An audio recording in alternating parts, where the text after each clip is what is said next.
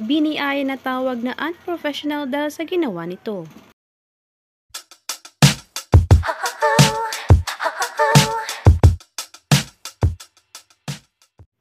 Ito nga ang napansin sa live video ng Bini kung saan makikita ang ibang aura ni Bini Aya na naging tahimik, walang energy at ibang-iba sa usual na nakikita na kwela, bungis-ngis at game na game. Marami ngang nag-worry sa pagbabago na nakita kay Bini Aya. Iba ang aura niya ngayon, hindi yung totoong smile na pati mata niya nagniningning, mahirap basahin, she's going through something, revelations maybe.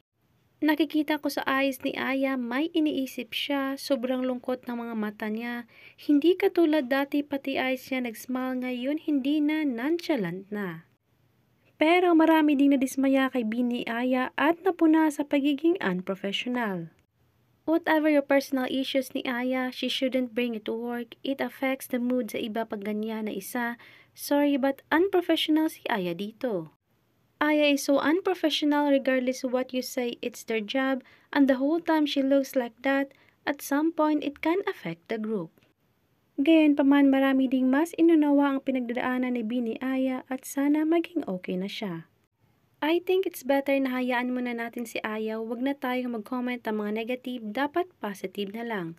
Whatever it is, alam naman ni Aya na maraming nagmamahal sa kanya. I'm very disappointed on the comments here about Aya, like bro, a true fan would understand even how many times she's being like this. I hope Aya will get better soon and I hope all the people here